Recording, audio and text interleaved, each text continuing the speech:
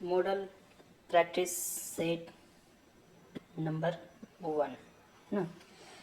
ये वीडियो उन स्टूडेंट के लिए यूज़फुल होगा जो JSSC CGL की तैयारी कर रहे हैं या म्यूनिसिपैलिटी के लिए जो म्यूनिसिपल का एक फॉर्म आया था उनके लिए ये होगा, क्योंकि पेपर 2 में जिन्हें खोटा ले रखा है ना, तो उनके लिए ये उपयोगी होगा। जैसे कि आपको पता होना चाहिए कि पेपर 2 जो है उस खोटा है उसका, जिसका खोटा होगा या हिंदी है, बहुत सारे उसमें भाषा हैं, क्षेत्रीय भाषा हैं और प्लस में हिंदी इंग्लिश भी है ना। तो उन लोग जो है आप अच्छा ये वीडियो उन लोगों के लिए है जो खोटा लिए हैं ना, ये खोटा के लिए पेपर 2 में भी खोटा के लिए है। 100 मार्क्स का क्वेश्चन होगा है ना, क्वेश्चन की संख्या 100 मार्क्स की 100 होगा और जो है टोटल मार्क्स की संख्या 300, तो उनके लिए ये बहुत ज़्यादा इंपॉर्टेंट है। तो ये मॉडल प्रैक्टिस सेट पेपर है, सिलेबस वगैरह आपको सबको पता ही होगा। तो चलिए शुरू करते हैं मॉडल प्रैक्टिस सेट पेपर 1। पहले क्वेश्चन की ओर देखते हैं कि छाइयर किताब केकर लिखर लागे है। केकर किसे लगा है छाइयर किताब? Doctor A.K. झा, B.N. हवलदार, विनोद कुमार या चित्तरंजन महतो चित्रा। तो आपको पता होगा कि छाइयर किताब जो है वो किसका है? चित्तरंजन महतो चित्रा है ना। इसका आंसर हो जाएगा चित्तरंजन महतो चित्रा। आगे बढ़ते हैं। आगे है खोटा निबंध किताब केकर लिखर लागे। खोटा निबंध, तो निबंध किसके द्वारा लिखा गया है? जो आपका सिलेबस दिया है खोटा का, जिसमें से शायद 8 आपको खोटा निबंध पढ़ना है, वो किसके द्वारा लिखा गया है?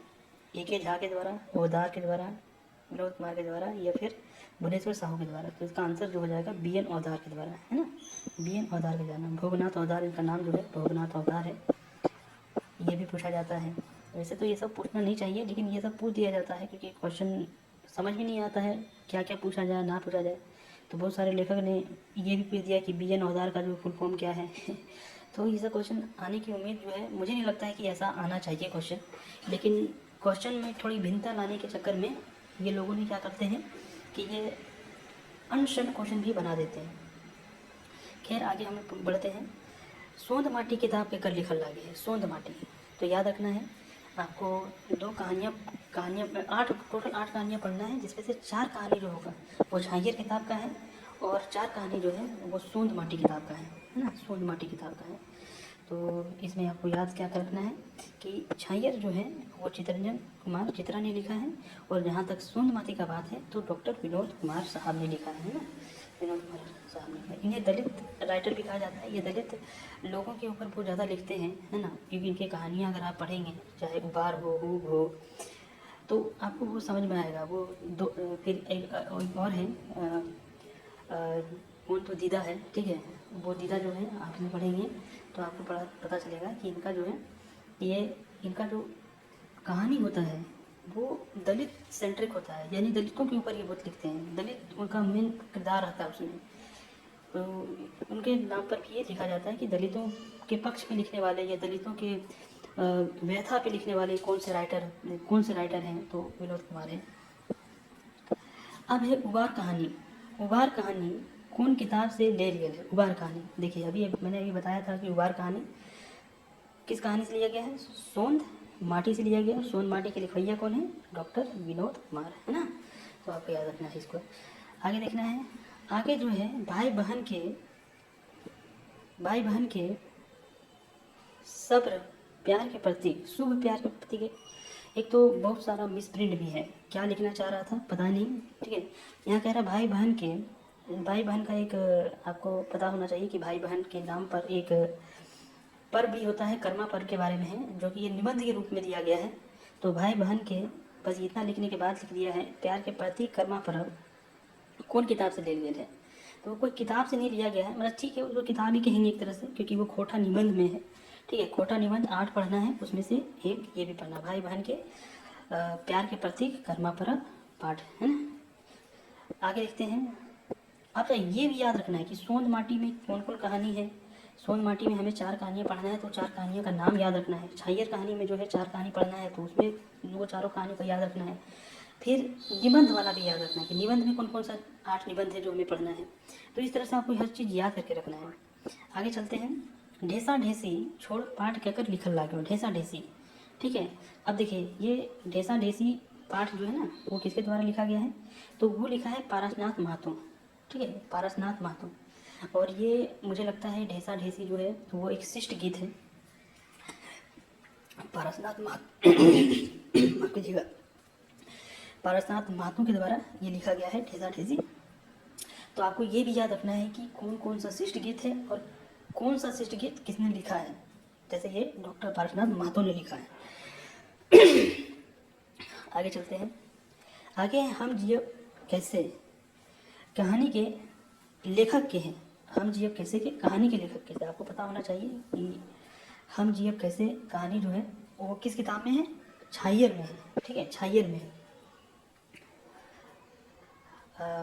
थोड़ा मैं कंफर्म कर लेता हूँ कि वो छायर कहानी में है या फिर उबार कहानी में। हम जियब कैसे, तो हम कैसे जियब जो है या हम जियब कैसे ये कहानी जो है छायर में ही है ना। छायर, छायर का आपको पता है किसने लिखा है, चित्तरंजन महतो, चित्रा ने लिखा है ना। तो याद रखना है चित्तरंजन महतो, चित्रा ने लिखा है। तो आपका क्या हो जाएगा, इसका आंसर जो हो जाएगा वो हो जाएगा चित्तरंजन महतो, चित्रा। अब देख रहे हैं अजगर नाटक केकर लिखन लागे। अजगर, अजगर नाटक, देखिए अजगर नाटक हमें पढ़ना नहीं है। अजगर नाटक अगर आप बहुत पहले तैयारी कर रहे थे, यानी कि जब पहला नोटिफिकेशन निकला था 2021 में, अगर उस समय का कैंडिडेट है, ये शायद 2022 में निकला था, 2022 में अगर आप कैंडिडेट हैं तो उसमें अजगर कहानी, अजगर नाटक को पढ़ना था हम लोग को, ठीक है, अजगर नाटक को पढ़ना था। लेकिन इस बार नहीं पढ़ना है। और अजगर नाटक अगर उसमें अगर पढ़ लिए हो तो याद होगा कि उसका राइटर कौन था। वैसे तो हमें विश्वनाथ दसोंधी राज जी का पढ़ना है, जीवनी पढ़ना है, तो उसमें भी आता है कि अजगर कहानी इनके द्वारा लिखा गया है। लेकिन एक चीज़ याद रखना है इसमें कि अजगर कहानी के नाटक क्योंकि हम लोग पहले भी पढ़ चुके हैं, जो पहले से तैयारी कर रहे हैं, जो 2022 में आया था नोटिफिकेशन, उसके आधार पर जो है तैयारी, तो वो भी जानते हैं कि अजगर कहानी उसमें पढ़ना था। और उसमें हमें याद हो गया था कि विश्वनाथ दसोंधी राज जो है इनके लिखवैया है ना। तो ये कोई ऐसा नहीं है कि ये आउट ऑफ सिलेबस है, बल्कि विश्वनाथ दसोंधी राज का जब आप पढ़िएगा, जीवन सार पढ़िएगा, जिन उसके बायोग्राफी पढ़िएगा, तो आपको ये सब चीज़ें आपको वहाँ भी आ जाता है। सोहान लागेरे किताब के संपादक लागे हैं। सोहान लागेरे, सोहान लागेरे संपादक कौन है, संपादक कौन है, तो याद रखना है संपादक है दिनेश कुमार दिनमणि। इसने पूरा नाम नहीं लिखा है, लेकिन संपादक कौन है, तो दिनेश कुमार दिनमणि। अब देखिए इससे 2 क्वेश्चन बन सकता है, ठीक है, कि एक तो ये है कि सोहान लागेरे, सोहान लागेरे किताब के संस्थापक जो हैं, संपादक जो हैं वो दिनेश कुमार दिनमणि हैं। और एक और कहानी है कि इसके जो है दिनमणि इनके संपादक हैं, और इनके जो एक सेकंड थोड़ा मैं देख लेता हूँ, हाँ, संकलनकर्ता जो है शेखर शरतेंदु है, ठीक है, शरतेंदु है, शरतेंदु। तो याद रखना है 2 चीज़, देखिए यहाँ लिखा भी है सोहान लागे के संकलनकर्ता कौन है, मैंने नीचे ध्यान नहीं दिया, संकलनकर्ता कौन है, तो शरत शरतेंदु है। तो 2 चीज़ों को याद रखना है, सोहान लागेरे किताब के लिखवैया कौन है, मतलब संपादक कौन है, एडिटर कौन है, तो कौन से हैं, दिनेश कुमार दिनमणि है। ये दिनेश कुमार से लिख दिया जो कि गलत है, दिनमणि लिखना चाहिए था इनको, दिनेश कुमार तो लिखते भी नहीं, वो दिनेश दिनमणि लिखते हैं। काफ़ी प्रसिद्ध राइटर हैं और पढ़ाते भी हैं मेगा आईएएस में, आप अगर जानते होंगे तो मेगा आईएएस में इनका यूट्यूब में इसका वीडियो भी आता है मेगा आईएएस की तरफ से। दिनेश कुमार दिनमणि इनके संपादक हैं। और संकलनकर्ता, कन्फ्यूजन नहीं होना है, संकलनकर्ता का मतलब होता है संकलन करना सभी। देखिए जो सोहान लागे जो किताब है उसमें बहुत सारा कविता दिया है, और एक जो सारा कविता जो है किसी एक इंसान ने नहीं लिखा है, अलग अलग लोगों ने लिखा है ना। जैसे शांति भारत ने वो लिखा है सोहान लागेरे, तो वो कविता को फिर जैसे कि आपका हो गया कि मांदर बाजे रे बांसी बाजे रे सुकुमार ने लिखा है ना। बोने पाकल सैया को वो दिनेश दिनमणि ने लिखा है। तो अलग अलग राइटर ने लिखा है। तो यही है संकलनकर्ता कि सारे कविताओं को एक संकलन करके एक किताब में पिरो देना, है ना। तो वो काम किया है शरत शरतेंदु ने, है ना। थोड़ा मैं नाम शायद प्रोनाउंस नहीं कर रहा हूँ, मेरा हिंदी जो है, मैं हिंदी मीडियम का स्टूडेंट नहीं रहा हूँ, इसी कारण थोड़ा ये परेशानी होगा, लेकिन आपको समझ में आना चाहिए। आपको जो है समझा मैं दूंगा, ऐसा कोई ज़रूरी नहीं है। आप मेरा वीडियो को अगर लगातार बने रहेंगे तो बहुत चीज़ आपको जानने को मिलेगा जो मैं बारीक से पढ़ा हूँ और मैं जानता हूँ क्या हो सकता नहीं है। अगला क्वेश्चन को अगर हम देखेंगे तो सोहान लागेरे प्रथम संस्करण के प्रकाशन कौन लागे? तो जब प्रथम संस्करण हुआ था ना इसका, देखिए अब ये किताब के बारे में भी थोड़ा जानकारी लेना है। सोहान लागे रे किताब जो है इसका प्रथम संस्करण जो है 2006 में निकला गया था, 2006 में प्रकाशन हुआ था। और किसके द्वारा किया गया था? तो धारा प्रकाशन के द्वारा। ठीक है, इसका है धारा प्रकाशन या धारा संस्थान के द्वारा। ठीक है, संस्था के द्वारा। और ये कहाँ पे है? धारा संस्था कहाँ है? तो अगर ये पूछ दिया जाए कि धारा संस्था कहाँ है, तो ये है बोकारो में। ठीक है, बोकारो में ये पहला संस्करण 2007 में निकला था। फिर क्या हुआ कि 2019 में इसका दूसरा संस्करण निकलता है। 2019 में इसका दूसरा संस्करण निकलता है, मतलब दूसरी बार इसको प्रकाशित किया जाता है। इस बार धारा संस्था बोकारो में ना करके इसे पृथ्वी प्रकाशन करता है, पृथ्वी प्रकाशन। ठीक है, प्रकाशन है ना, पृथ्वी प्रकाशन। और ये कहाँ है? तो ये न्यू दिल्ली में है।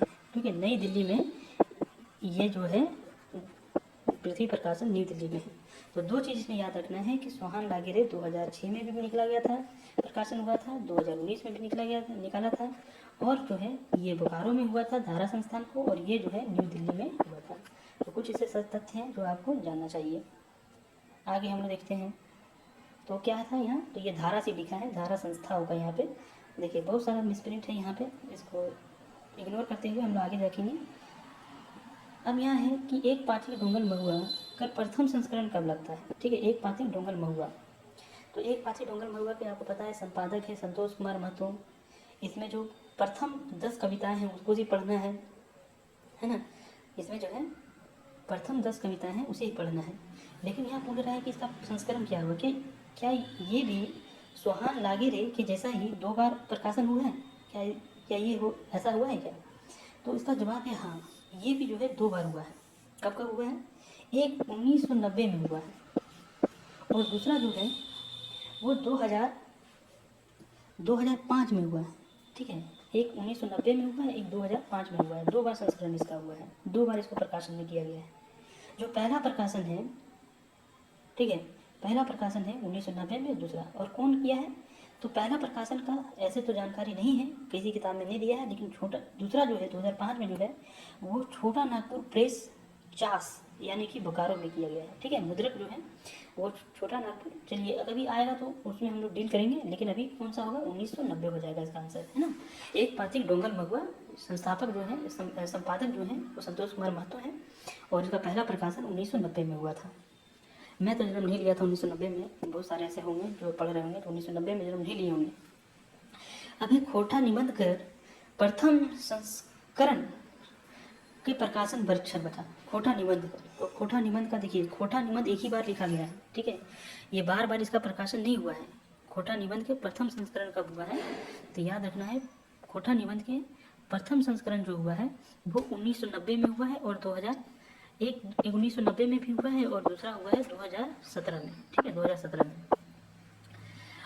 अच्छा, ये जो है ना आपका नाटक जो है वो एक बार ही प्रकाशन हुआ था 2006 में, बल्कि ये नाटक नहीं, ये निबंध है। तो निबंध जो है 1990 में और 2007 में जिसका हो जाएगा। अच्छा, कहाँ हुआ है ये भी पूछ दिया जाएगा कि बताइए कहाँ हुआ है। तो याद रखना है कि पहला संस्करण जो है वो और दूसरा संस्करण वो दोनों हुआ है जनजातीय भाषा अकेडमी रांची में। ठीक है, जनजातीय भाषा अकेडमी रांची में।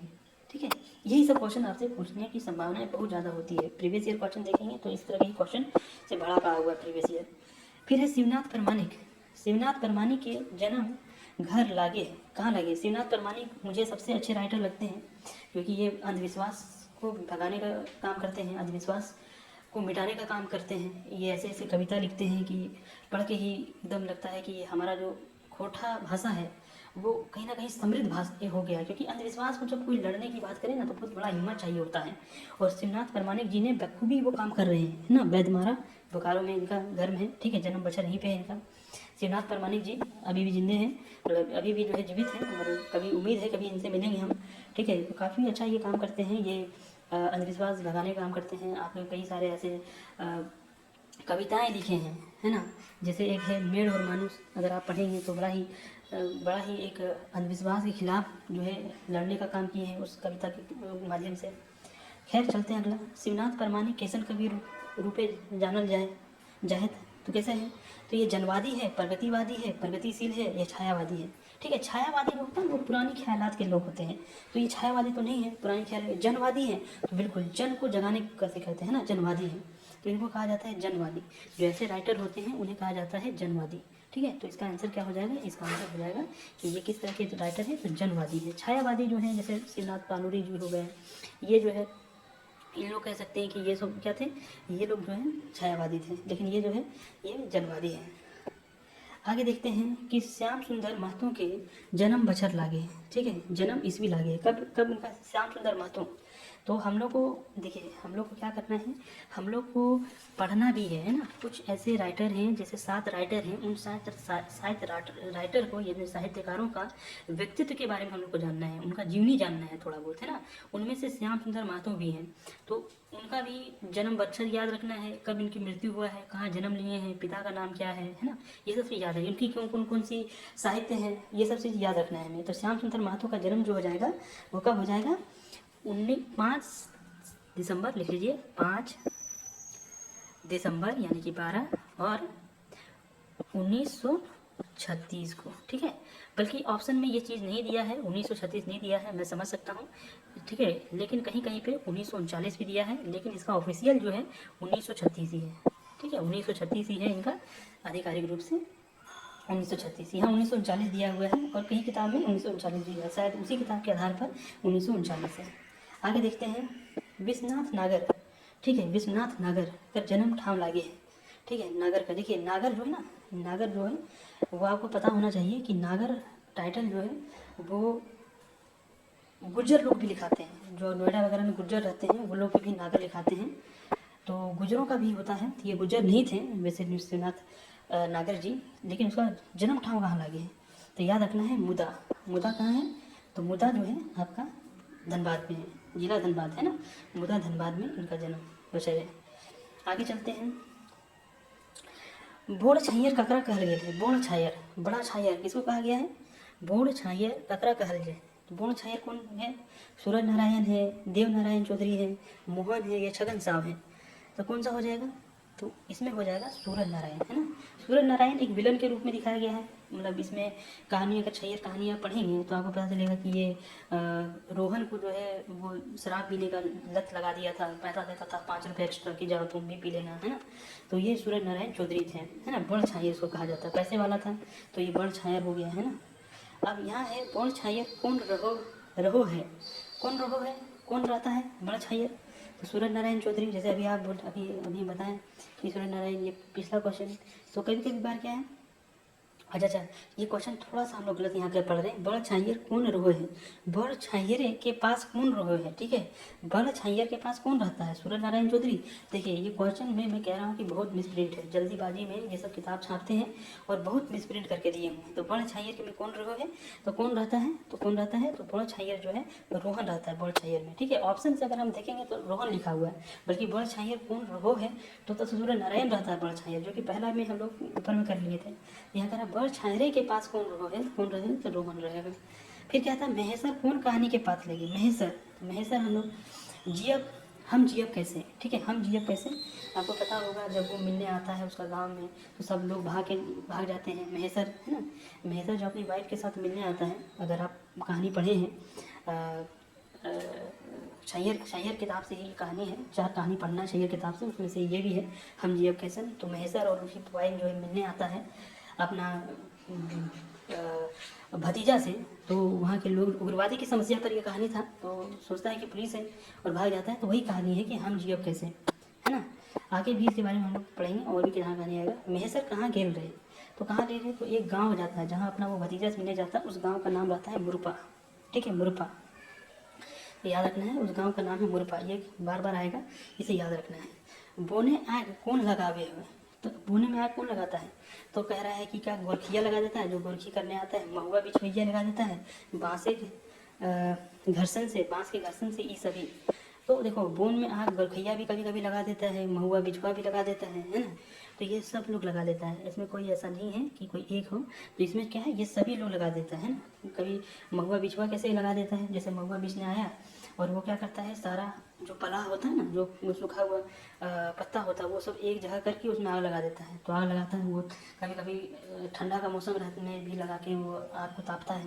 तो उसमें से क्या होता है, महुआ बिछवैया हो जाता है, बाँस के घर्षण से भी कभी कभी होता है ना, बाँस का घर्षण से भी क्या होता है, गर्मी में मौसम में लग जाता है। तो इस तरह से क्या होता है कि ये तीनों कारण है आग लगने का। अब हाँ देखते हैं, लेकिन इस कहानी में ये जो कहानी है वो है बोनेगलोर, ठीक है, ये कहानी में बोनेगलोर है, लेकिन बोनेगलोर में कह रहा है कि ये सब लगता है तो चलो मानते हैं कि ये तो प्रकृति के लिए लग गया है, इसका बड़ा आग नहीं रहता है, लेकिन जानबूझ के जो लगाता है, जो अधिकारी लोग होते हैं, वन अधीक्षक, जो वन को रक्षा करने के लिए जो अधिकारी होते हैं, वो लोग जानबूझ के लगा देते हैं, ठीक है। तो वो सबसे ज़्यादा परेशानी होता है वन को, है ना। आगे देखते हैं, आगे हमारा है कि बोनेगलोर पाठ के कहकर मानवीकरण कर लेते हैं, ठीक है। मानवीकरण का मतलब क्या होगा कि मानवीकरण के मतलब क्या होता है, मानवीकरण का मतलब हो गया कि किसे मानव के रूप में दिखाया गया है ना। तो बोन को दिखाया गया है, बोन को आपको पता ही होगा, बोन जो है बोलता है कि मेरे पास ये सब समस्या है। बोनेगलोर वो रोता भी है ना। बोनेगलोर का मतलब होता है बोन का आंसू, बोन का आंसू, तो वो रोता भी है, तो ये क्या हो जाएगा, बोनेगलोर हो जाएगा, है ना, बोनेगलोर। आगे हम लोग देखते हैं,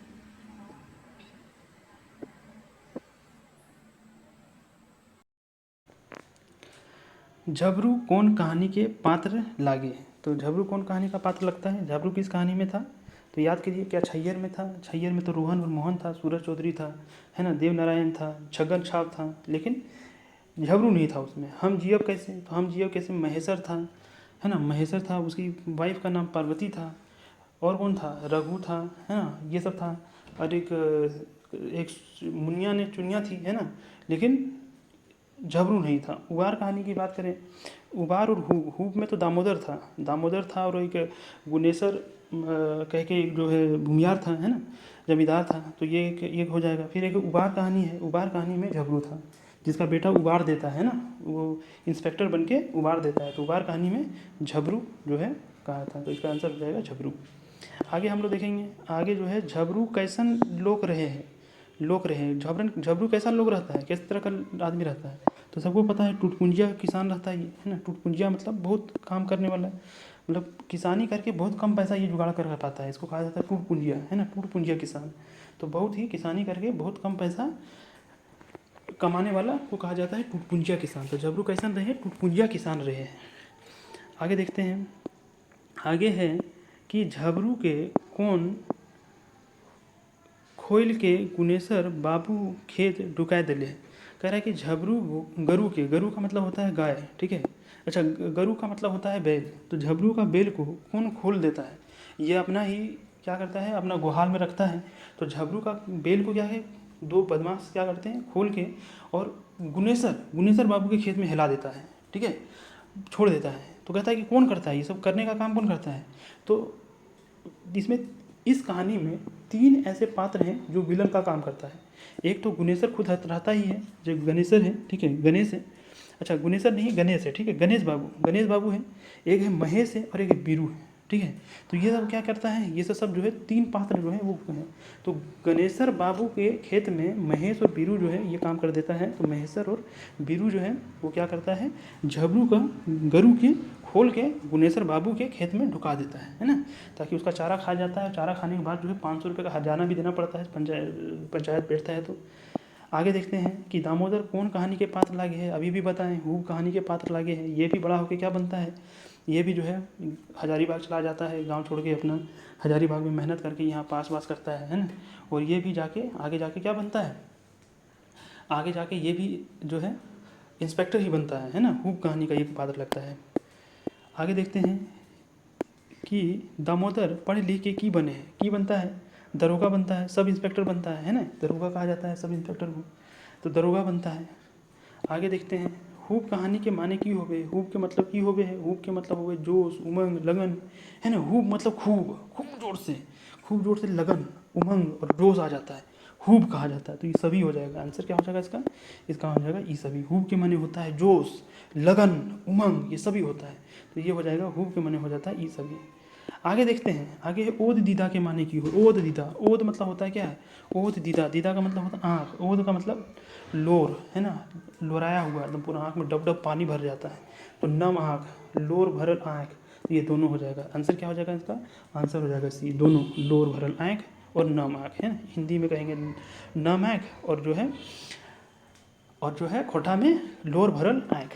ओ दीदा कहानी के मुख्य पात्र लागे, कौन लागे है, मुख्य पात्र कौन लागे ओ दीदा के, ओ दीदा में चानो वाली, है ना, चानो वाली, चानो गांव से रहने के कारण इसको चानो वाली कहा जाता था इसको, है ना, ये छोटे जात की थी, भूंइया जाति की थी चानो वाली, तो यही मुख्य पात्र लागे।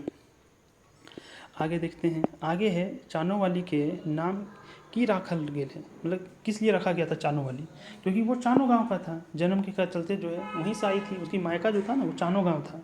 और चानो गांव जहाँ तक याद है हमको लगता है रांची के अगल बगल कोई गांव है चानो गांव, तो वहीं से आई हुई थी, तो ये चानो गांव के रहने के कारण इसको चानो गांव के जन्मल के चलते जिसका नाम जो है, जब ये ससुराल आती है तो ससुराल वाले इसको चानो वाली बुलाती है ना, तो ये चानो वाली के जन्मल के कारण जो है इसको बुलाया जाता था। आगे देखते हैं, वकर घर आज बारात अते, हियाँ वकर शब्द की लागे है, वकर, वकर मतलब क्या है, उसका घर में, ठीक है, उसका घर में, तो संज्ञा तो नहीं हो सकता, नाम तो कोई है ही नहीं, तो संज्ञा होगा, तो संज्ञा तो नहीं हो सकता है। स्वरनाम विशेषण या अव्यय, क्या होगा इसका आंसर, वकर, अगर वकर के जगह पर लगा दें बिट्टू, बिट्टू एक नाम है किसी का, बिट्टू लगा दें, तो बिट्टू के घर बारात आए थे, तो यहाँ क्या हो गया, जो संज्ञा के जगह पे जो शब्द स्थान ले ले उसी को स्वरनाम कहते हैं ना, तो इसका आंसर वह क्यों हो जाएगा, इसका आंसर वह हो जाएगा सर्वनाम, जिसका नाम है सर्वनाम। विशेषण तो विशेषता बतलाता है संज्ञा और सर्वनाम का, ये तो अवयव, तो अवयव क्या है, अवयव होगा कि उसको कहीं पर भी, जो वकर में तो नहीं होगा, ठीक है, अवयव नहीं होगा, ये बताएंगे, अवयव जब आएगा तो उसमें और डिटेल से थोड़ा बताएंगे, लेकिन अवयव नहीं होगा इसमें। फिर है राम के चिट्ठी लिखल जाए, ये कौन वाच्य में लगे, वाच्य का पूछा है क्वेश्चन, वाच्य भी सिलेबस में पढ़ना है, तो कौन सा होगा, राम से चिट्ठी लिखल जाए, ये कौन वाच्य के उदाहरण लगे, राम से, ठीक है, राम चिट्ठी लिखे हैं, इस तरह से भी बोल सकते थे, राम चिट्ठी लिखे हैं, अगर ऐसा होता तो ये क्या हो जाता, ये हो जाता कर्ता, है ना, कृत्य जो यहाँ लिखा है कृत्य, लेकिन ये क्या है, राम से चिट्ठी लिखल जाए, राम से, राम के द्वारा चिट्ठी लिखा जाता है, तो ये कौन सा हो जाएगा इसका आंसर, इसका आंसर हो जाएगा कर्म, यहाँ कर्म प्रधान हो गया ना, क्रिया में क्या है, राम से चिट्ठी लिखल जाए, यानी कि क्या हो गया, कर्म जो है उसका सेंटेंस ही बदल दिया, राम से चिट्ठी लिखल जाए, राम यहाँ बड़ा नहीं है, यहाँ कर्म प्रधान हो गया है, तो जब कर्म प्रधान हो जाएगा तो इसको कर्म वाची कहा जाएगा। आगे देखेंगे, आगे है खाला के उनार्थक शब्द की है, उनार्थक, उनार्थक शब्द का मतलब क्या है, छोटा कर देना किसी चीज़ को, तो खाला, खाला, खाली, दोना, ठोंगनी, टूपा, क्या होगा इसका, तो याद रखना है ये सब देखिए, ये सब वर्ड याद करना पड़ेगा, ये सब याद नहीं रहेगा, तो ये याद रखना है। खाला मतलब बहुत बड़ा थाला कहा जाता है, खाला, ठीक है, एक तो खाला मतलब मौसी वगैरह भी होता है, उर्दू में अगर आप जानते हैं मुस्लिम लोग खाला खाला बोलती है, तो शायद दीदी होता है या मौसी होता है, लेकिन वो बात नहीं कर रहा है। खोटा में खाला का मतलब होता है बहुत बड़ा डेगची, ठीक है, बहुत बड़ा डेगची जिसमें खाना वाना बनता है, और इसका छोटा रूप क्या हो जाएगा, दोना हो जाएगा, है ना, दोना, दोना देखते नहीं, छोटकी वो होता है दोना, जो कटहल का पत्ता से बनाया जाता है दोना, या फिर उससे बनाया जाता है, सखुआ का पत्ता से बनाया जाता है दोना। अगला देखेंगे, कौन उल्टा अर्थिक संगे मेल गलत है, उल्टा और सीधा दिया हुआ, ठीक है, उल्टा अर्थिक गलत है, जैसे सादा चरक, सादा मतलब भी होता है सफ़ेद और चरक का मतलब भी सफ़ेद, तो क्या हो जाएगा, ये क्या हो जाएगा, उल्टा तो नहीं है ये दोनों, तो यही इसका आंसर वैसे तो यही होना चाहिए, लेकिन और देख लेते हैं। चिकन, चिकन लिखा हुआ है, चिकन मतलब एकदम पूरा स्मूथ, और ये है खदखस, खदखस मतलब होता है खुदरा हुआ, तो ये तो जाहिर सी बात है ये उल्टा है एक दोनों का। हेंठ ऊँच, हेंठ का मतलब नीचे, ऊँच का मतलब ऊपर, ये भी क्या है, ये भी आप देखेंगे तो आपको पता चलेगा कि ये भी उल्टा है, एक दोनों उल्टा शब्द है। दिन रात ये भी उल्टा है, तो आपका सादा चरक एक ही समान है ना, तो ये गलत मेल है, तो गलत मेल क्या है, सादा चरक हो जाएगा इसका आंसर। आगे है, करम पर्व में कौन फूल का महत्ता है, करम पर्व में कौन फूल का महत्ता है, कांसी फूल, कांसी फूल जानते हैं क्या होता है, कांसी फूल, धान पतई, गेंदा फूल या गुसांची फूल। गुसांची तो हम कभी नाम नहीं सुने हैं, लेकिन करम परब अगर आप पढ़े होंगे, देखिए करम परब में यहाँ दो तीन ऐसे कहानियाँ हैं या 2-3 ऐसे निबंध हैं, एक तो निबंध है और कुछ कविताएं भी हैं जहाँ कर्मा परब को बड़ा ही बखान किया गया है, कर्मा परब के बारे में बताया गया है। तो आपको आप जवाब देना है कि इसमें कौन सा करता है। देखो कांसी फूल और ये सब जो है ना गेंदा फूल इस्तेमाल नहीं होता है, धान पतई इस्तेमाल होता है, ठीक है, धान पतई। तो इसका आंसर जो हो जाएगा वो धान पतई हो जाएगा, ठीक है, धान पतई। धान पत्ता वगैरह जो है इस्तेमाल किया जाता है। अगर कर्मा बनाए होंगे अपने गाँव में तो आप पता होगा कि वहाँ पर जो है धान पतई का इस्तेमाल होता है, कोई फूल का इस्तेमाल नहीं होता है। सरहुल परब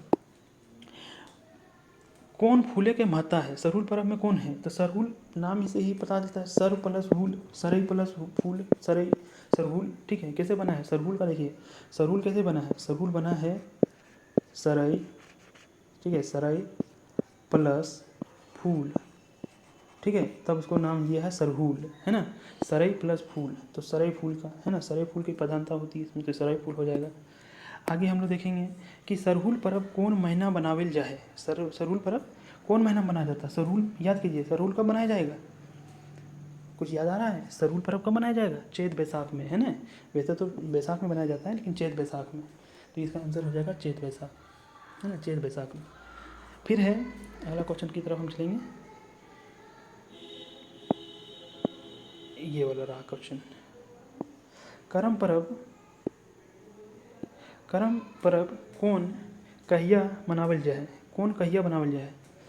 ठीक है, थोड़ा क्वेश्चन में थोड़ा लग रहा है मिसप्रिंट हुआ है, कुछ ऐसा लिख दिया, करम परब कहिया मनावल जाए, तो एकदम एग्जैक्ट डेट देना है। भादो इंजोरिया एकादशी में, भादो अंधेरिया एकादशी में, सावन पूर्णिमा में, या आसीन अंधेरिया में, तो इंजोरिया में बनाया जाता है और वो भी भादो का महीना में, है ना। इसका आंसर क्या आंसर हो जाएगा?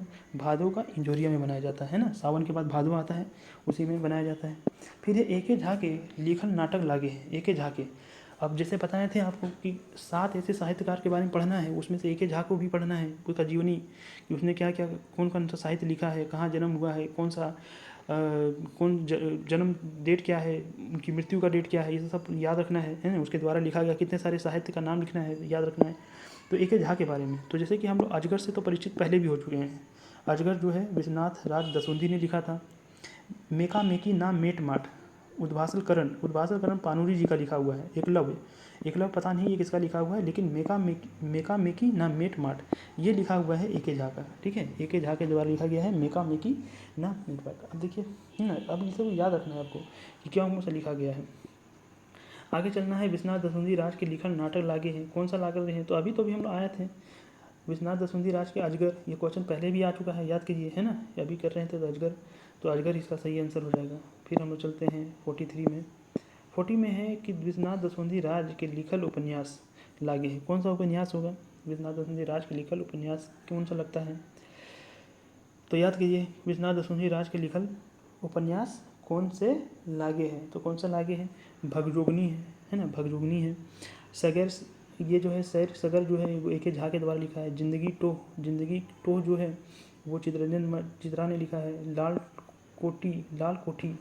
लाल कोठी पता नहीं, लेकिन भगजोगनी जो है इन्हीं का। तो विश्वनाथ दसुंधी जी के बारे में भी पढ़ना है। 7 साहित्यकारों में इनका भी एक जीवनी पढ़ना है। तो जीवनी जब हम पढ़ेंगे तो इसके बहुत सारे भगजोगनी और भी बहुत सारे जो लिखे हैं, अजगर नाटक, ये सब चीज़ को परिचित होगा और वहाँ से हमें याद करके रखना है ताकि ये सब क्वेश्चन आराम से हम लोग बना सकें।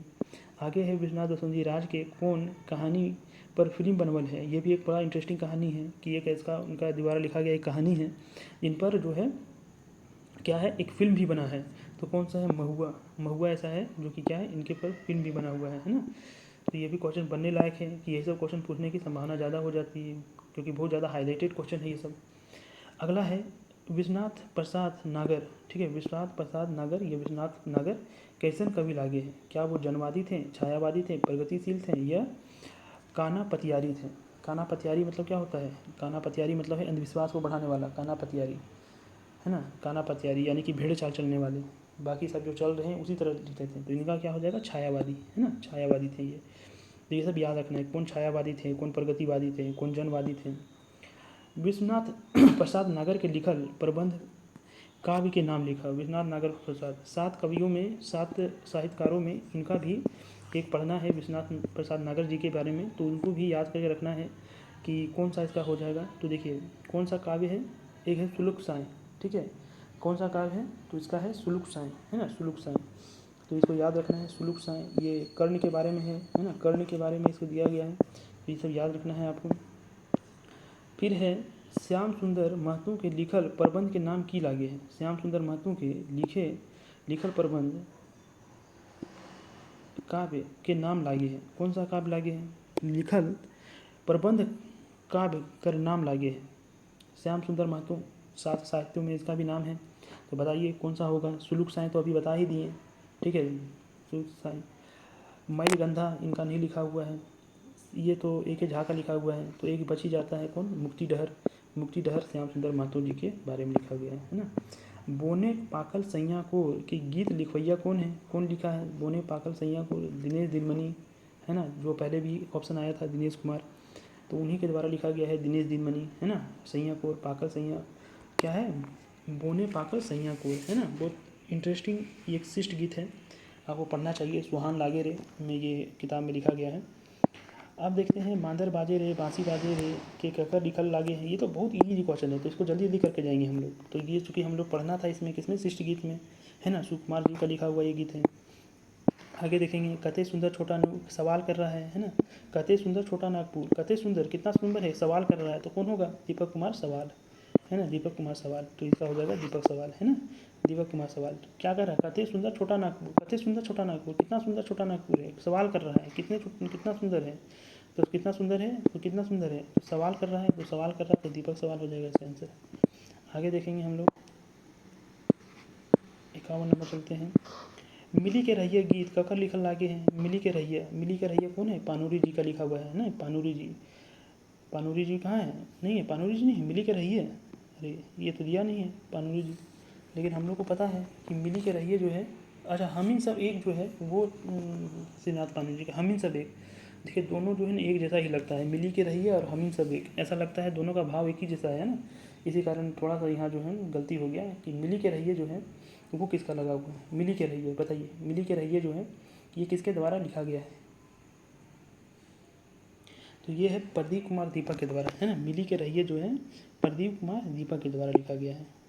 प्रदीप कुमार दीपक, ये हो गया बी ऑप्शन हो गया। तो ये सब याद करने वाला चीज़ है, याद कीजिएगा तभी याद रहेगा, ऐसे नहीं रहेगा। जय माँ जननी, जय माँ जननी मेरे फेवरेट, है ना। मेरे फेवरेट कौन है? मेरे फेवरेट जो है शिवनाथ परमाणिक जी हैं। तो शिवनाथ परमाणिक जी का ये लिखा हुआ है, किस में लिखा गया है? तो ये भी है शिष्ट गीत में ही लिखा गया है, सुहान लागे रे किताब में, है ना। हमार भारत महान रे, हमार भारत महान रे, फिर से एक आ गया कौन? हमार भारत महान रे, क्या है? हमारा भारत, मेरा भारत महान है। तो ये क्या है? मेरा भारत महान है, किस में लिखा है? हमारा भारत महान थे, ये भी शिष्ट गीत है, सुहान लागे किताब से, है ना। तो बताइए किसके द्वारा लिखा गया है? महान रे अंबुज कुमार अंबुज के द्वारा, है ना। अंबुज कुमार अंबुज, तो इसका आंसर हो जाएगा बी हो जाएगा। अगला है रुसल भोला। रुसल भोला जो है पिटांगी है, फिंगाटी है, यानी कि एक व्यंग्यात्मक कविता है। और ये किसके द्वारा लिखा गया है? जो उस किताब के संपादक हैं उनके द्वारा लिखा गया, संतोष कुमार महतो के द्वारा, है ना। ये डोंगल महुआ पुल में लिखा गया है, संतोष, है ना, संतोष कुमार महतो। आगू करब अपन देश, कविता का कर लिखल है। आगू करब अपन देश, आगू करब देश, ये अपने देश के बारे में आगू करने की बात कर रहा है। तो कौन कर रहा है आगू करब? सुकुमार, है ना। सुकुमार इसका नाम है सुरेश कुमार विश्वकर्मा। ये भी पूछा गया है क्वेश्चन कि सुकुमार विश्वकर्मा का पूरा नाम क्या है? तो सुकुमार जी का पूरा नाम क्या है? सुरेश कुमार विश्वकर्मा, है ना। और ये किस में लिखा गया है? आगू करब अपन देश, तो ये जो है एक पार्टी डोंगल महुआ में लिखा गया है, सुकुमार जी का, है ना। चलिए आगे चलते हैं। हम इन सब एक, कविता का कर लिखल है हम इन सब एक, तो वही है हम इन सब एक है, या तो फिर एक और जो यहाँ लिखा हुआ था, एक और लिखा था मिली के रहिए, है ना। मिली के रहिए हम इन सब एक, दोनों का भाव एक ही है, ठीक है। हम लोग एक, हम सब एक हैं और हम सब मिल के रहेंगे, है ना। तो कौन सा हम इन सब एक का होगा? श्रीनिवास पानूरी। तो इसका आंसर क्या हो जाएगा? श्रीनिवास पानूरी।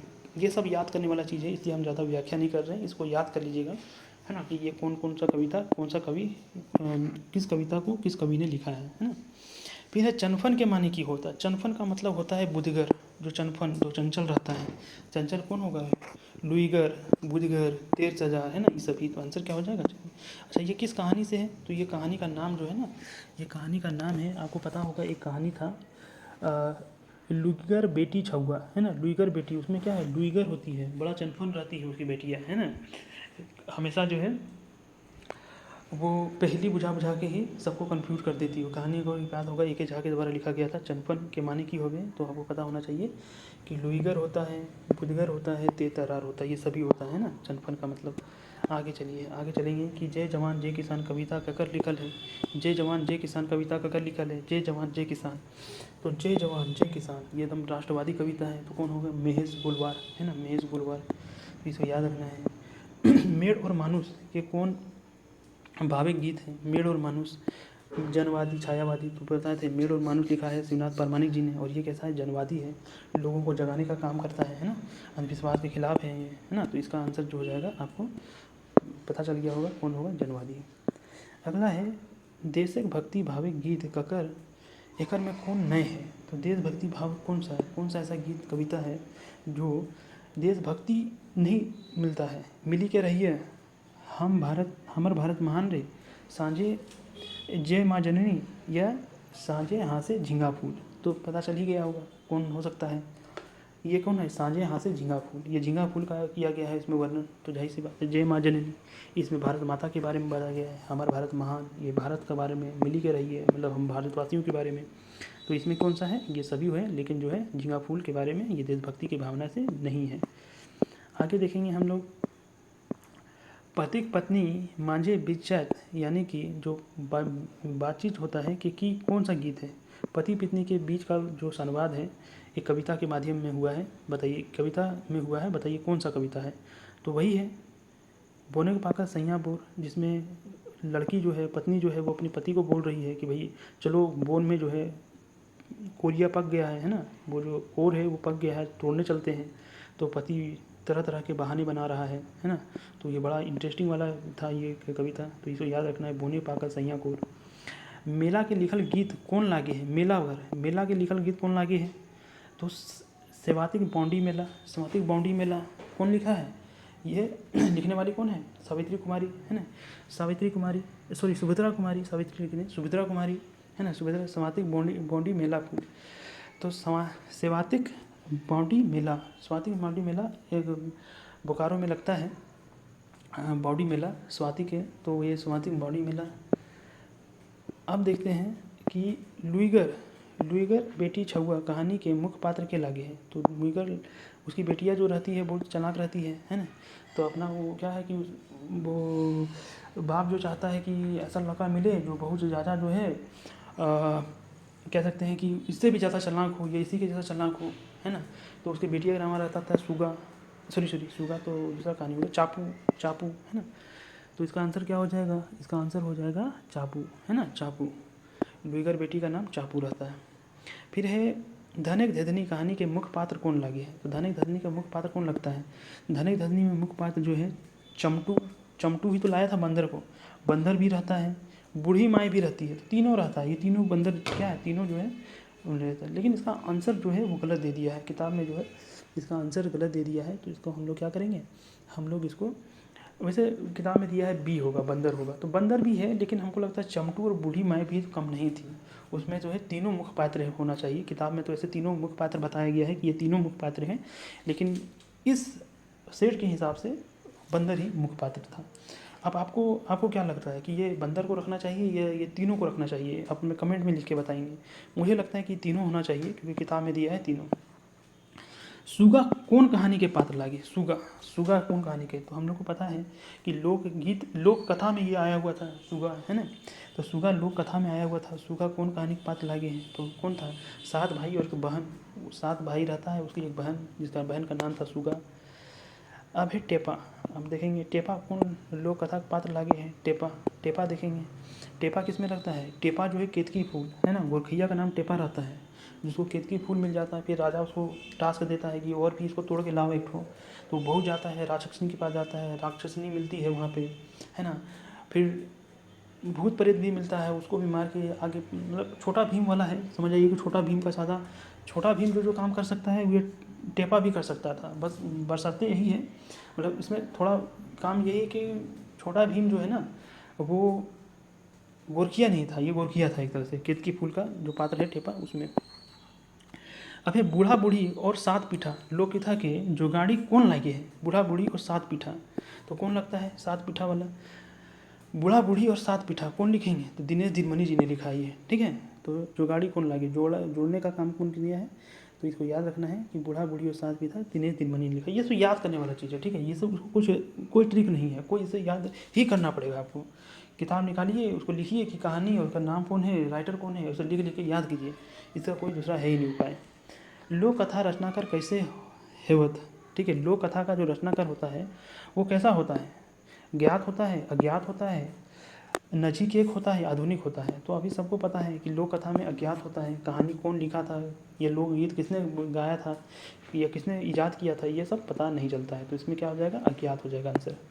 आगे बढ़ते हैं। हरा बेदिया, हरा बेदिया गीत कौन पर्व में गावेल जाए। हरा बेदिया, तो अगर थोड़ा सा भी आप पढ़े होंगे तो हरा बेदिया किसमें लगा है, देखिए वैसे भी टिक लग गया है। तो कौन सा है, सोहराई में, है ना, सोहराई में गाया जाने वाला है हरा बेदिया। हरा बेदिया थोड़ा इसको, हरा बेदिया को कहा जाता है प्रतियोगितात्मक, है ना, यानी कि इसमें कंपटीशन होता है, पहेली के माध्यम से ये गाया जाने वाला है और इसमें कंपटीशन होता है, इसे प्रतियोगितात्मक कहा जाता है इसे, है ना। तो ये भी याद रखना है, पूछेगा आगे जाके क्वेश्चन, ये सभी क्वेश्चन पूछा जा सकता है। डोह कौन महीना में गावेल जाए, तो डोह जो है वो पूस महीना में गाया जाता है। पूस, ठंडे का मौसम में डोह गाया जाता है, तो इसको भी याद रखना है, ठीक है। पूस का महीना में क्या गाया जाता है, सॉरी डोह किस महीना में गाया जाता है, डोह गाया जाता है पूस महीना में गाया जाता है, ठीक है। आगे देखते हैं कि उधवा गीत कौन महीना में गावेल जाए। उधवा गीत ये भी याद रखना है, डोह जिस तरह से होता है ना उस तरह से उधवा गीत भी होता है। तो उधवा गीत बताइए कौन महीना में गाया जाएगा। उधवा गीत, डोह तो हम बता दिए पूस महीना में, लेकिन उधवा गीत जो है आषाढ़ महीना में गाया जाता है, ठीक है, आषाढ़ महीना में। तो ये सबको याद रखना है, आषाढ़ महीना में गाया जाने वाला उधवा गीत है। फिर हम देखेंगे कि बेरिया में डूब गए झींगा फूल फूट गए, ठीक है। बेरिया में डूब गई, बेरिया हो डूब गई, बेरिया मतलब क्या है, शाम का है कि जो बेरिया का मतलब किरनिया, किरनिया डूब जा रहा है, मतलब भगवान सूरज जो है वो डूब जाते हैं। तो क्या है, बेरिया हो डूब गई, झींगा फूल फूट गई। तो झींगा फूल का कारण क्या है कि झींगा फूल बेरिया समय ही क्या होता है, फूलता है ना। तो इसे है झींगा फूल। एक कैसन गीत कहल जाए, किस तरह का है, तो इसमें प्रकृति चित्रण किया गया है, ठीक है, प्रकृति चित्रण, ठीक है, प्रकृति चित्रण इसमें कैसा किया गया है, प्रकृति चित्रण। और ये श्रृंगारात्मक भी है, श्रृंगारिक भी है, यानी कि श्रृंगार किया हुआ है। ये पढ़ेंगे, देखिए यहाँ लिखा बेरिया हो डूबी गेल, गेल लगा है, झींगा फूल फूटी गेल, गेल है। तो ये क्या होता है, इस तरह जब रिदमिक जो बनता है ना स्वर, ये इस तरह के जो रिदमिक शब्द वाक्य बनते हैं उसे कहा जाता है श्रृंगारिक, अलंकारिक, ठीक है। तो ये सारा तीनों हो जाएगा इसका, है ना, इसका आंसर जो हो जाएगा तीनों। इसमें प्रकृति का चित्रण किया गया है कि बेरिया डूब रहा है, तो प्रकृति में क्या है, वो सूरज को डूबते हुए आप देखिए लाल लाल जो हो जाता है, तो प्रकृति का भी वो चित्रण किया है। और झींगा फूल, और क्या किया है, श्रृंगारिक भी है, मतलब ये कविता लिखा है तो श्रृंगारिक गीत भी हो गया, एक तरह से अलंकारिक गीत भी हो गया। अब यहाँ है बिन ओनले मेघ बरसे ले, ठीक है, बिन ओनले मेघ, ये किसन गीत लागे है, ओनले मेघ बरसेले रे। तो इसको बताना है, ये हरबेदिया है, करम है, सरहुल है, या टूस लागे है, ये किस तरह का गीत है, तो इसका है हरबेदिया, ठीक है। ये पहेली टाइप में है, इसी कारण ये पूरा पढ़ना पड़ेगा, हम कभी पढ़े नहीं हैं, लेकिन ये देख के ही लग रहा है कि ये कुछ क्या है, हरबेदिया हो सकता है कि ये जो है कोई पहेली के माध्यम से गाया जा रहा है। तो ये सब कुछ ऐसे ऐसे क्वेश्चन बहुत सारे आएंगे, ठीक है, क्योंकि बहुत सारा गीत होता है, हरबेदिया, चाँचर, कर्मा गीत बहुत सारा आपको मिलेगा, जो किसी भी एक किताब में, उस किताब में पढ़ पाना बड़ा मुश्किल होता है, लेकिन आपको धीरे धीरे प्रैक्टिस करते करते ये सबको आदत हो जाएगा। आगे देखेंगे, आगे है छोट मोट टोपरा हार जोते छोकरा, ये कैसन गीत लागे। टोपरा का मतलब एक खेत होता है, ठीक है, छोट मोट टोपरा मतलब एक खेत का नाम होता है, टोपरा खेत बड़ा होता है, ये खेत है ना, लेकिन उसमें जोत कौन रहा है, छोकरा छोकरा, छोकरा मतलब क्या है, छोटा बच्चा छोकरा, है ना, मतलब जवान नहीं है, छोकरा है। तो ही कह रहा है कि छोट मोट टोकरा जोत रहेले छोकरा, तो कौन सा गीत हो जाएगा, किसानी गीत हो जाएगा, किसान का ही है टोपरा, ठीक है, छोट मोट टोपरा हार जोते छोकरा, हार जोते मतलब हार जोत रहा है छोकरा। तो सुन के ही लग रहा है कि ये किसानी गीत हो सकता है। आगे चलेंगे हम लोग, आगे है बोन में फूले धोवैया, बोना सुहान लागे रे, घारा में जन्मले बेटवा, ये कैसन लिख है। तो पूरा गीत तो नहीं दिया है, तो वही है, घारा में जन्मले बेटवा, तो बेटवा जन्मा है तो कौन सा होगा, यानी कि ये जन्म होने वाला है ना, जन्म वाला बनाया गया है। तो ये छठियारी में गाया जाता है ना, छठियारी में ये सब गीत गाया जाता है। और ये छठियारी क्या है, संस्कारी गीत है। तो अगर संस्कार गीत भी होता तो उसमें भी टिक लगा सकते थे, लेकिन यहाँ छठियारी दिया है तो ये छठियारी में गाने जाने वाला गीत है, तो ये छठियारी गीत हो जाएगा। आगे चलेंगे, संज्ञा कहकर कहल जाए, संज्ञा किसको कहा जाता है बताइए, कोनो नाम के, कोनो काम के, कोनो धाम के, कोनो गुण के, तो किसको कहा जाएगा? कोनो नाम को कहा जाता है ना। इसका परिभाषा ये होता है। अठन्नी कौन रम के, कौन रकमे संज्ञा लागे? अठन्नी, अठन्नी बताइए, अठन्नी कगन है?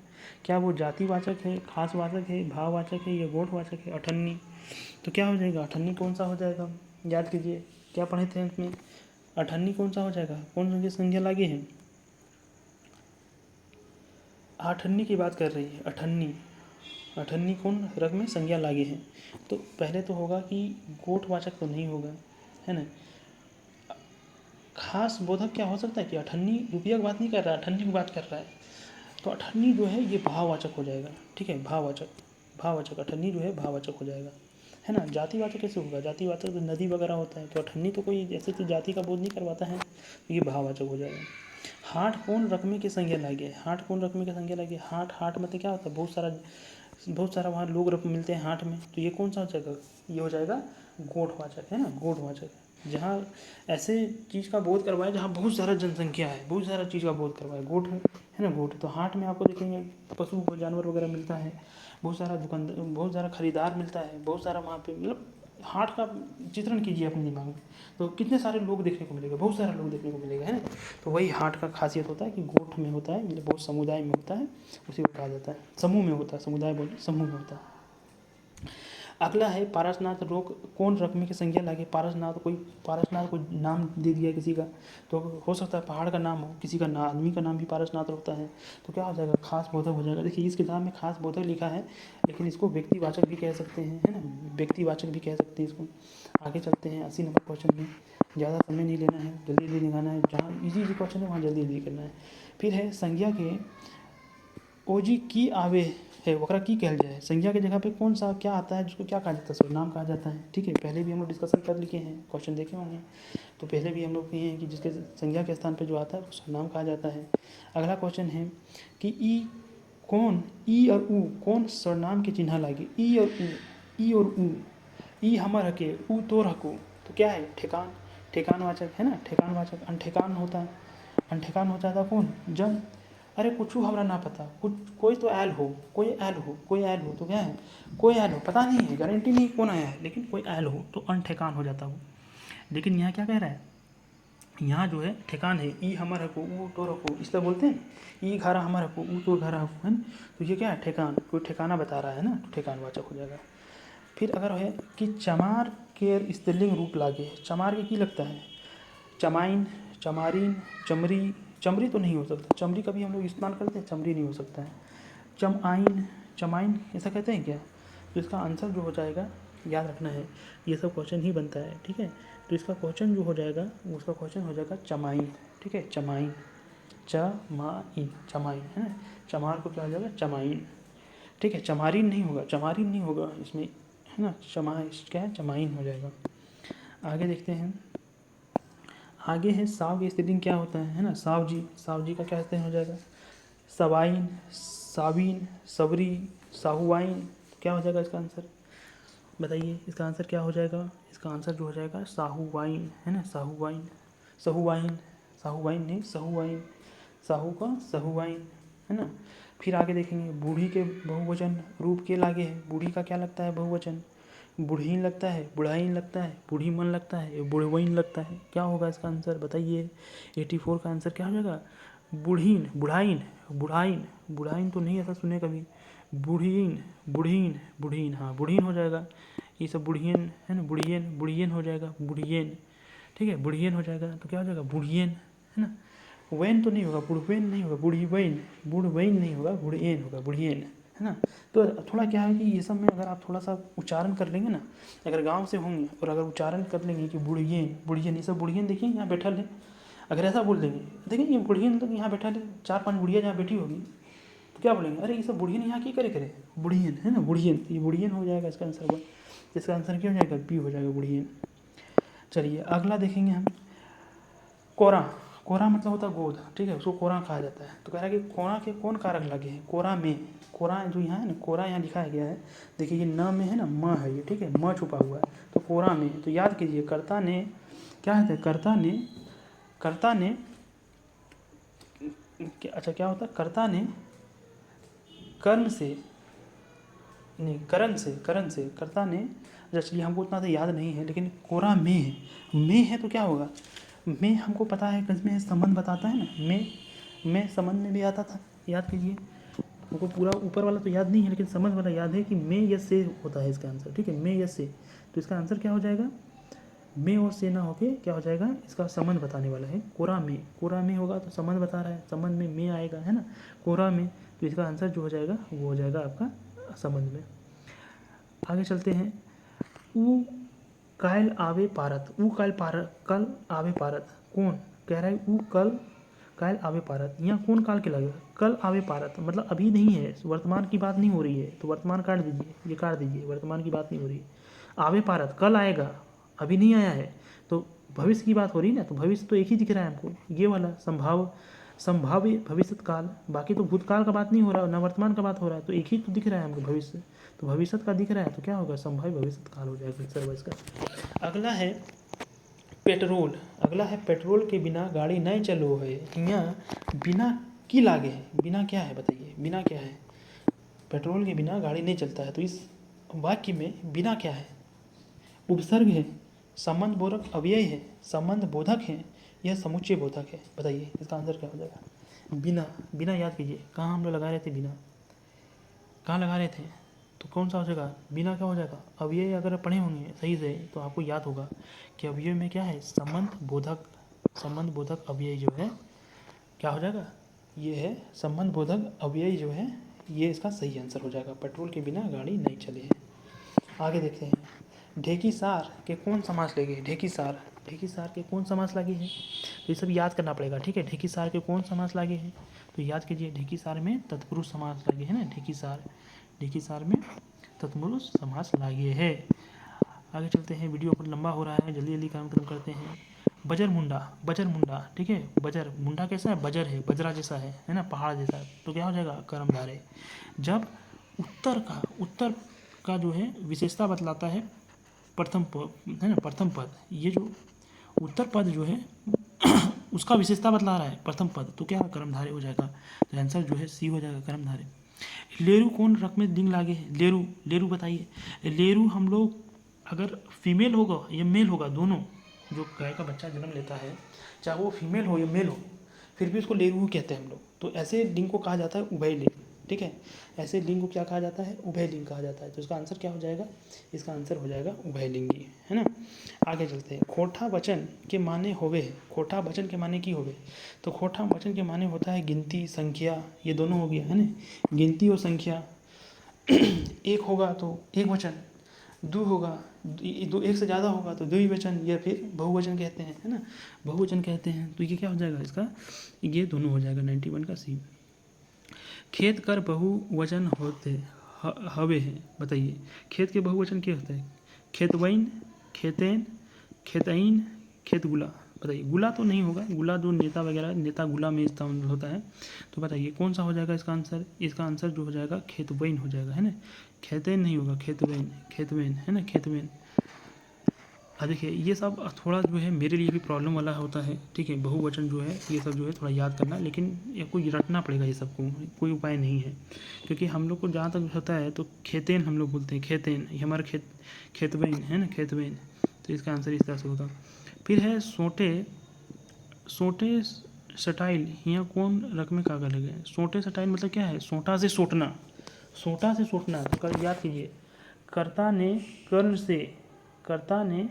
से, तो क्या हो जाएगा, कर्ण से मतलब सोटे से सोटना मतलब सोटे से मारना, ठीक है, तो क्या हो जाएगा इसका आंसर क्या हो जाएगा, 93 का ए हो जाएगा, कर्ण हो जाएगा इसमें ना, सोटा से, तो कर्ण में से लगता है, जो विभक्ति चिन्ह होता है कर्ण का वो से लगता है।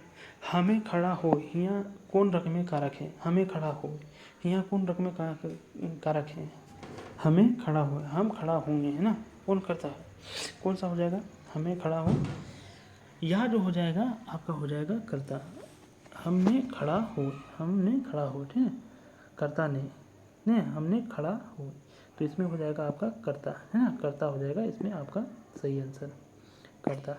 फिर हम पढ़ रहा हूँ, मैं पढ़ रहा हूँ, उसका हिंदी अनुवाद क्या होगा, देखिए अनुवाद तो नहीं आना चाहिए क्योंकि सिलेबस में दिया नहीं है, फिर भी आप देख लीजिए, ये जो है हम पढ़े लागल, हम पढ़े लागल ही, हम पढ़े ही, ये तीनों हो जाएगा। ठीक है, ये सब नहीं आने वाला है क्योंकि जाहिर सी बात है जब है ही नहीं सिलेबस में फिर ये सब क्वेश्चन बनाने का कोई तात्पर्य बनता नहीं है।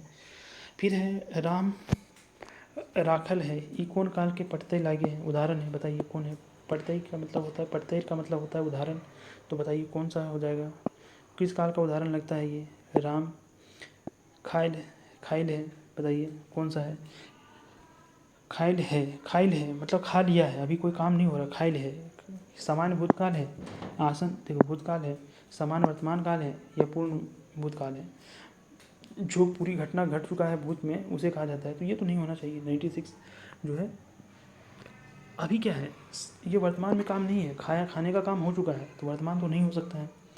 अब सामान्य भूतकाल बचा है और आसन भूतकाल बचा है, तो आपको पता होना चाहिए कि आसन जो है अभी भी खत्म हुआ है, खाइल है, खाइल है मतलब अभी काम खत्म नहीं हुआ है, ज़्यादा देर नहीं हुआ, तो ये इसका आंसर जो है आसन भूतकाल हो जाएगा।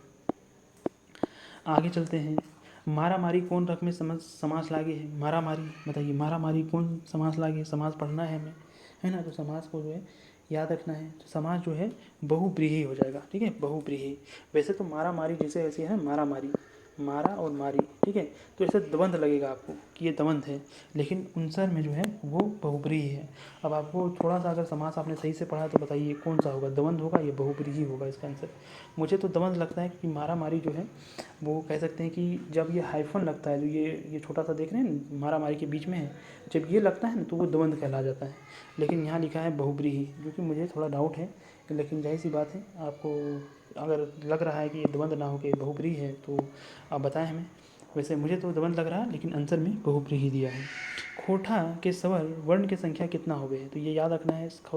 खोठा के स्वर वर्ण की संख्या कितना होवे है, तो 8 होवे है। और व्यंजन जब पूछेगा कि व्यंजन कितना होता है, 31 होता है ना, 31 होता है। टोटल मिला के कितना हो जाएगा, टोटल 8 मिला के 39 हो जाएगा, है ना, 39 हो जाएगा। तो इस तरह से याद रखना है। आगे देखना है कि हम एक लोग देख ली जे ढेर दुबर पातर रहे। ठीक है, हम एक ऐसा आदमी को देखें जो बहुत दुबर पातर थे। ई कौन वाक्य के पटतर यानी कि उदाहरण लागे हैं, पटतर लागे है, बताइए। सरल है, मिश्रण है, संयुक्त है, अगर में कोई ना है, तो कौन सा होगा। हम एक आदमी देख ली, यहाँ तो एक शब्द बन जाता है जे, जो बहुत ही दुबला पतला था, तो दो यहाँ शब्द ऐसा लग रहा है कि दो वाक्य का मिला हुआ है। जब दो वाक्य का मिला रहेगा तो क्या हो जाएगा, ऐसे वाक्य को मिश्रण कहा जाता है। ठीक है, मिश्रित। हम लोग देख ली, एक हुआ, फिर जे से हम जोड़ दिया गया इसे, है ना, और फिर क्या क्या है, दूसरा कहा है कि वो दुबर पातर लागे है। एक सेकेंड, दुबर पातर लागे है ना, दुबर पातर लागे, तो ढेर दुबर पातर लागे, दो चीज़ को जोड़ा है, मिश्रण में हो जाएगा। फिर अगर यहाँ लिखा है, लास्ट क्वेश्चन है, ठीक है, बहुत लंबा वीडियो बन गया है, कि चरण आकाशे उड़े हैं, चराएँ होगा यहाँ पे, चराएँ आकाशे उड़े हैं, चराएँ आकाशे उड़े हैं, तो कौन सा आ जाएगा, यहाँ कैसन लागे, चराएँ आकाशे उड़े हैं, तो चिराएँ जो है आकाश में उड़ता है, तो किस तरह का हो जाएगा, तो ये हो जाएगा अकर्मक क्रिया, है ना। सकर्मक क्रिया में क्या होता है और अकर्मक क्रिया में क्या होता है, अगर आप दोनों के बारे में जानते हैं। सकर्मक में क्या होता है, करता रहता है, इसमें जिस कार्य में करता रहता है, ठीक है, सॉरी कर्म रहता है, उसे कहा जाता है सकर्मक, और इसमें करता नहीं रहता है, ठीक है, उसे कहा जाता है अकर्मक। तो इसमें कौन सा हो जाएगा, ये अकर्मक हो जाएगा, है ना। चने आकाश में, आकाश से उड़े हैं, ठीक है, उड़ाए हैं, तो इसमें जो है आकाश से उड़े हैं। चलिए, यहाँ ख़त्म हो जाता है। इस तरह से हम लोग बहुत सारे जो है प्रैक्टिस सेट लगाएंगे। ये तो पहला प्रैक्टिस सेट था, तो चैनल को सब्सक्राइब करें और लाइक करें, और वीडियो अगर कैसा लग रहा है, नहीं लग रहा है, और क्या सुधार कर सकते हैं, अगर उसके बारे में बताना चाहते हैं तो आप कमेंट भी कर सकते हैं, है ना। तो अगले मॉडल मतलब अगले सेट पेपर में मिलेंगे, अगला वीडियो मेरा अगला सेट पेपर होगा। और इस तरह से हम क्या करेंगे कि इस तरह से हम बहुत सारा लगभग 30-40 सेट पेपर बनाएंगे जब तक एग्ज़ाम नहीं आ जाता है, और इस तरह से ख़त्म करेंगे। चलिए, तो मिलते हैं अगले वीडियो में।